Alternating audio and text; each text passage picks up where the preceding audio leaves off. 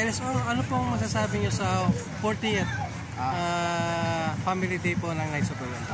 Very excited, okay? And hope na this will be the legacy of our LSD, Danilo Sanchez. Sir, kamusta naman po ang status ng klima natin dito? Naku po, so far, nationwide na yata itong ating climate change. Ito yata yung epekto ng ating mga kapababayaan sa ating environment. Kaya sa atin lahat, most especially sa ating mga leaders of tomorrow, pangalagaan natin ang ating environment. Okay? Sir, maghapon pa ba ito activities natin? Siguro, actually, this is a one-day affair, pero i-compress natin till maybe siguro after lunch, tapos na to. Sana dahil talagang sa sobra ng init. Okay? So, hopefully, lahat-lahat ng mga participating council and the rest of members and officers of the Knights of Columbus ay magkaroon ng maayos sa ating Family 2024 Family Day. Okay? Thank you. Nandito yung ating mga yung mga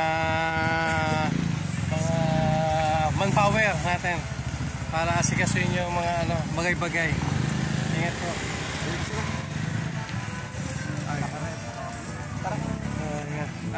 Aming si Didi Lacanilao, syempre. Sige.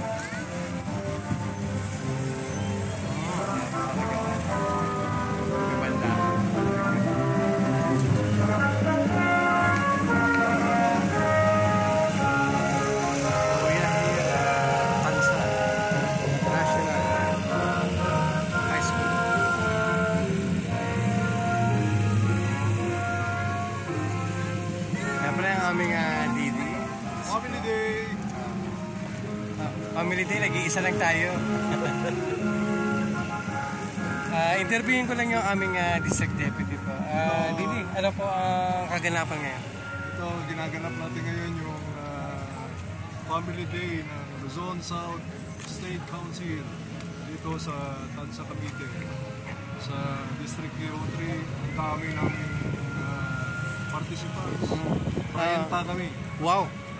Didi, balita ko, ang dami raw ng ng participants niya. Yes, lalo na sa mga sasali sa events. Isang participant, 5 event ang sinasalihan. So, patawarin. So, malaking kompetensya sa ibang cluster. Malaking tinik sa kanila. Kaya saan nyo, maraming may uuwi District 03 na trophy. Okay. Sana nga, Diyos ko po, patawarin sila. Maraming salamat, Didi. So, ito ang venue.